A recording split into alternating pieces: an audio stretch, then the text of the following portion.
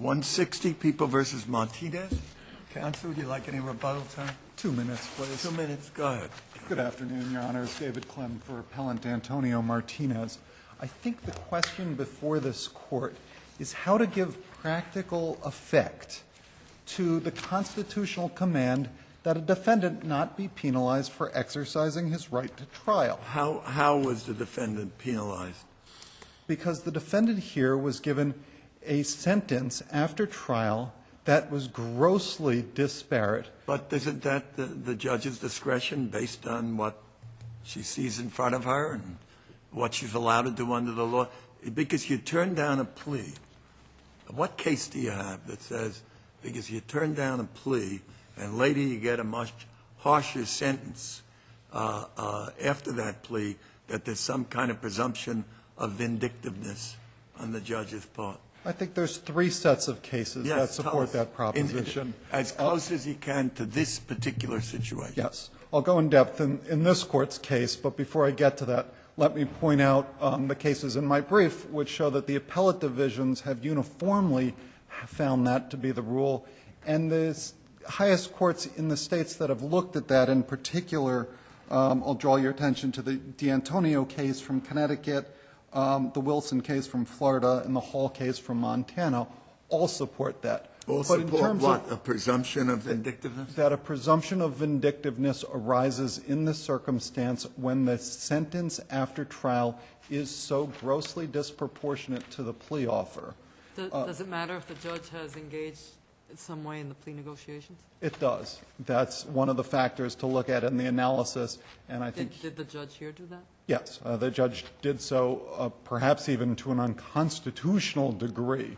The Court here was extensively involved in not merely suggesting the sentence, but in persuading the defendant to take it. So what are the other levels of your precedent or cases that you want to refer to? The last one, I think, is this Court's own decision in Miller. In Miller was a circumstance where there was a plea that was vacated on appeal, that was set aside on appeal. The defendant then went to trial and got a higher sentence. It was 4 to 12 at the plea. It was 7. Is that an analogous situation to here? I think that's directly analogous. How so? The only difference in Miller is that here the defendant didn't take the plea. But why should that matter, where in Miller the defendant took the plea that was vacated and then the defendant... Let me ask you another question. Is something wrong with the judge saying, look, think very carefully about the plea that's being offered, that, you know, if you don't take it and you go to trial, you don't know, I don't know that you're going to get that kind of plea from this judge if you go to trial. Is that something inherently wrong with that? No, but it shows the judge's involvement in the plea bargaining process. Yeah, but if, and the judge here went further. Okay, hold that. But if there's nothing inherently wrong with it, and then they don't take the plea, and then you have a trial, and she does what she said, that, gee, I don't know if you can have anything approaching what you have offered in this plea, what's wrong with that? Because it's unconstitutionally burdening a defendant's right to trial. Unless in every case? Unless that sentence is based on something other than the fact that the defendant went to trial. Not in every case. Well, here there were factors, weren't there? I mean, the victim came a couple of times and really put her, you know, heart out on the table and how it affected her and all this stuff. Couldn't that be one factor, one difference? It might have, had the Court said that that was some of the reasons that the Court was relying on. I'm not sure that would justify Didn't the a 1 Court to 2. say that beforehand when the Court asked the defendant to seriously consider this very generous plea offer? You know, if the witness, you're sparing this child witness from coming in to testify, and if that person then comes in to testify or if something happens during the trial that we don't know about now, I thought the judge said all of that before the defendant chose to go to trial. But what the judge didn't explain was why such a grossly disparate sentence of 10 to 20 years was warranted when the Court had found that probation was warranted. It's not that this Well, arises in every The court couldn't case. grant probation after trial if he was convicted of the top crime, and she explained that, correct? Yes, So- but she could have given a 3 to 6 year sentence, which would not be at all grossly disparate with the pretrial offer. But What's she did different- indicate that depending on what the testimony was and what the evidence, what, if anything, he'd be convicted of, that would determine the length of the sentence. It would. I mean, the defendant here was. She didn't suggest that she was going to be on the low end. She obviously suggested you're not going to see anything like this. But I don't think that suggestion beforehand that, you're going to get slammed, that you're going to fall off a cliff after trial helps the people What in should the this judge case. have done then? I think it's the opposite. In your view, you say that because the judge participated in the pre-trial negotiations, there's an obligation on the court. I think the obligation on the court stems from when it's going to impose a grossly disparate It's okay. sentence. I understand where you're coming from. You don't know my question yet. I apologize. It's okay. So I'm trying to picture where the court says, all right, you've got an offer of probation on a rape case.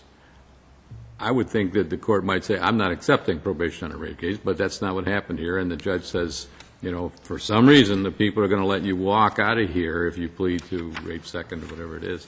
And but that does not. Are you saying that she then has to say, but that does not affect me and my sentencing parameters? Should you be convicted? No, I think at the time of sentencing is where the error occurs. Here, at the time of sentencing, when the court was going to impose a grossly disparate sentence, and when defense counsel specifically said. It's only grossly disparate, counsel, if you look at what the people were offering, which the judge could not offer. The judge couldn't offer probation in this case. The judge doesn't offer anything. It's the people who offer. So the people offered this particular defendant something that, some of us are questioning whether that was even the right offer to make in a case like this. But then the defendant doesn't take it and goes to trial when the defendant has been notified by the judge who's going to be trying the case that, you're not likely to see anything like this if you go to trial and get convicted, because you don't know what's going to happen in a trial. Things come out in a trial. So I'm really, bottom line is, isn't this more an excessive sentence case than it is a case about whether there's been some kind of constitutional violation? I mean, this happens all the time in plea bargaining, and if the person doesn't take the plea, they go to trial. They're facing a lot more excessive or harsher sentence if you go to trial because we have mandatory sentencing. There's two things that take this out of the normal case. One, obviously, this is a type of disparity that we never see. This is an enormous disparity. And two, is that defense counsel here at sentencing said, be careful, judge, you can't give them that 10 to 20 sentence, 10 to 20-year sentence, because it's so grossly disparate, unless you explain the reasons. And it was that objection. Okay, all right, but taking a step back, I understand there is a disparity, no question, the gross part, but going back, there are many cases, they're replete in your brief and everywhere else, of appellate divisions making alterations in sentences, but they all have interest of justice jurisdiction. We don't. And there's no United States Supreme Court on case that supports your position. I know of no court of appeals case that supports your position. So in essence, you're asking us to create a new standard to be applied here, and I'm having a difficult time finding a basis for it. Let me say, I've only been here 9 months, but I wish we did have interest of justice jurisdiction. I think many times we all feel that way, but we don't. And you only get one interest of justice review, and that's at the appellate division, not here. So let me be clear about what rule I'm asking this court to impose, which isn't, a reduction of sentence because we think it's excessive in this case. The rule is that when there's a grossly disparate sentence that's going to be imposed or is imposed, and when defense counsel specifically objects to that, the court is under an affirmative obligation to explain the reasons for that. Where's the basis for our authority to do that? I think that comes from the Miller case and the whole line of cases that suggest that a presumption of vindictiveness arises in certain circumstances, and once that presumption of vindictiveness arises, it's up to the sentencing judge to dispel that notion. But aren't those cases where retrospectively look back and say, okay, given the circumstances, we find it to be grossly disparate. Whereas how does a judge know when he or she is imposing sentence? Is this grossly disparate, or is this just a little bit more, or is this a moderate amount more? Or, I mean, where does that judge draw the line? So basically, aren't you asking us that whenever a judge imposes a sentence that's more than the plea offer, that judge has to explain why? I'm not asking for that rule. But where do you draw the line? And I agree, there may be some difficult circumstances in drawing the line. This is not one of them. This sentence is so disparate from probation. Okay, let's hear from your adversary, and then you'll have a chance to come back on that issue. Counselor? May it please the Court, Jordan Hummel for the Office of the District Attorney, Bronx County. Counsel, is it grossly disparate in relation to the plea deal? On its face, it seems that it was a very, very, very attractive plea deal and a very, very harsh sentence. How do you equate the two, and what is your view as to when there is not a presumption of vindictiveness? Our view is that there is no presumption of vindictiveness in this case because... In this case or in this situation in general? In this situation, where you are, because... Where you turned down a plea deal and then... Yes, because there is no disparity here. There are no two sentences to compare. You're comparing... And that was the situation in Miller, wasn't it? Weren't they comparing two sentences, a retrial after an appeal? Yes, Yeah, so that in Miller... It wasn't a reaction to a plea offer, but actually a separate determination. Yes, in Miller there had been a plea, the defendant appealed, and then there was a trial. So how is Miller different than this? Miller's different here because the plea was never accepted in this case. So the only sentence that we have is the indeterminate Did the sentence. judge indicate I'd never accept that plea? She didn't indicate that she would never Wasn't accept... she encouraging him to take the plea?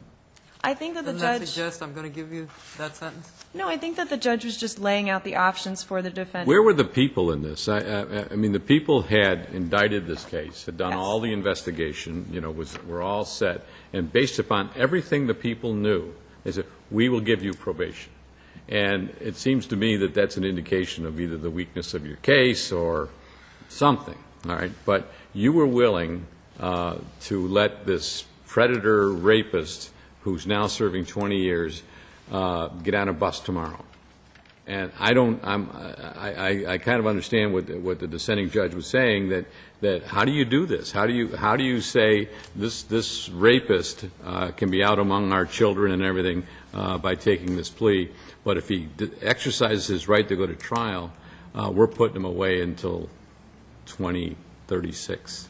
I think that highlights why it's inappropriate to compare plea offers to post-conviction sentences. No, I'm asking where the DA was in this. You're missing my point. I'm saying you, the district Yes. attorney, said this person is entitled to probation. He should get probation. And he said, well, I'm going to trial because I don't think I'm even guilty of this, or whatever his reason was. And now all of a sudden you're not objecting to a 20-year sentence on somebody that you believe should be on the street today. Well, I think that there were a lot of considerations that went into the plea, one of them being, the vulnerability of the victim and not making her go through the process of a trial. Another being the strength of the evidence. This case was coming 10 years later from somebody who was only 6 years old at the time and is now 16 or 18 at trial and sentencing. So I think there were questions about how the witness would appear on the stand, if the jury would accept her credibility, not making her go through the entire process. Yeah, in many cases that I'm familiar with, where we are, if there is a plea of this nature, quite often the judge or the people or someone says, let's get a PSI, let's if the PSI comes back the way the people say it does, then I'll grant this sentence or not. To your knowledge, is anything like that done here where the judge had before her the history of this defendant, such that she could make a reasonable determination as to whether she was going to accept probation? Not to my knowledge. I think at this stage the defendant had vehemently said he would not accept a plea, did not want to accept a plea, didn't propose an alternative plea. He said repeatedly that he wouldn't accept it. I think the judge was just putting it on the record. perhaps to stave off a future claim that he didn't know that there was a plea offer or wasn't sure of the terms. So I think the judge was just informing the Well, this defendant. is an unusual scenario, right? I mean, judges often say, listen, you don't take this plea, you don't know what's going to happen, or these are very serious charges. I mean, by its nature, plea deals are kind of coercive in nature, aren't they, by, the judges? No, I don't think they have to be. It's just, You don't think by their very nature plea deals are coercive? I think please? it offers, an alternative for the defendant, like in this case. Yes, but that's a polite way of saying they're coercive by definition. The threat of incarceration, extensive incarceration, is always what hangs over that defendant, right? Well, yes, and there will be a difference, and that's appropriate because the defendant is pleading. Here, the offer was to a D felony, and he ends up getting convicted of a B felony. So 2 levels up with a violent classification. It does explain the difference between where the court could not have offered probation after the sentence, and once the people had How been. did the judge explain what she did?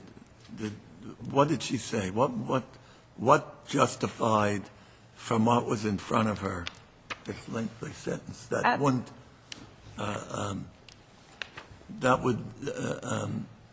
deter any view that maybe this was vindictiveness? At the original sentencing, she spoke about both of the attorney's statements, the victim's statement about the impact to her and to society. She looked at the letters that defendants applied and the pre-sentence report.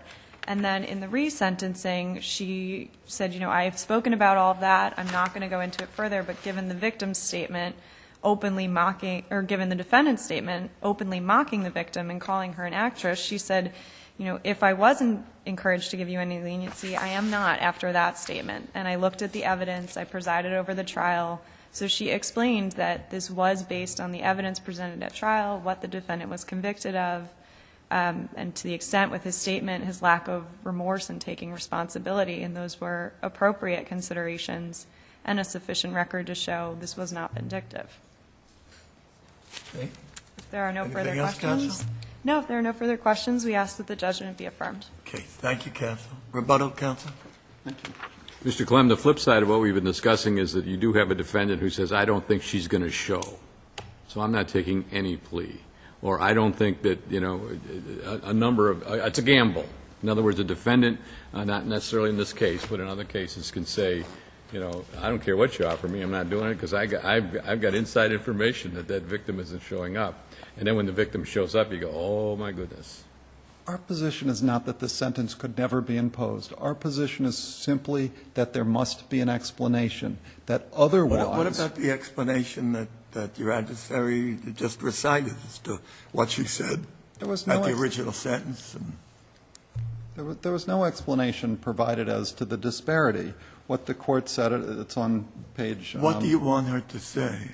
What would she say about the disparity? I understand that there was a plea bargain offer made to you of probation. In this case, it's not appropriate for me to give you probation, and the 10 to 20-year sentence is appropriate for these reasons. Would that only apply where the trial judge knew about the plea bargain? Because often the trial judge, the one who presides over the trial, is not the same judge who was involved in plea proceedings, or there could have been another judge who was involved in plea proceedings. So are we to impose some obligation for the judge to find out whether there had been some plea proceeding?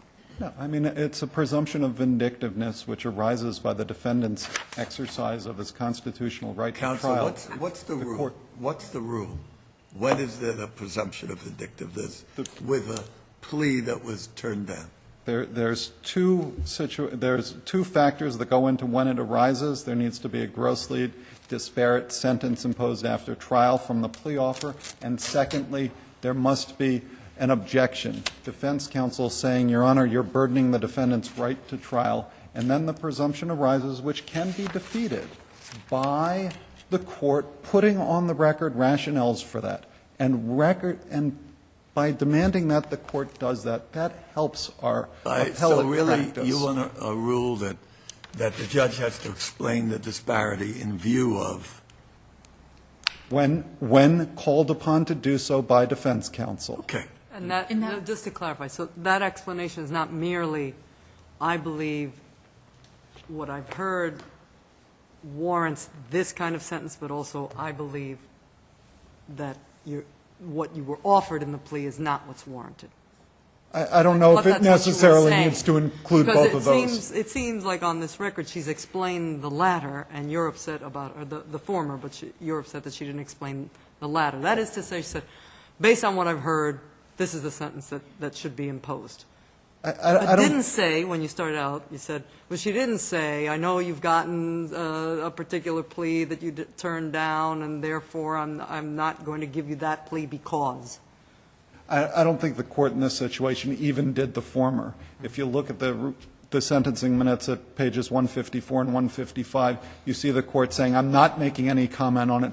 I'm going to do what I'm lawfully allowed to do, period, with one But you straight. referred back to the first sentencing. With a referral back to the first sentence, which was the court talking about, the DR being brave to have come forward and the court praying for DR. It wasn't about what sentence would be Could I just appropriate. Judge Just Abdus-Salam. a clarification, the rule that you propose, counsel, where does that apply? Only when the trial judge is the same judge who was involved in plea proceedings, or is that every judge who then convicts, is presiding over a trial where a defendant is convicted and gives them a sentence that is harsher than a plea bargain?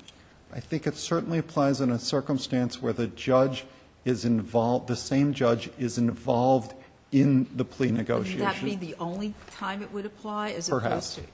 opposed to two different judges? It certainly applies in the circumstance we have here, where the court was intimately involved in it and, in fact, trying to push this plea Okay, bargain. thank you Thank both. you. Appreciate it.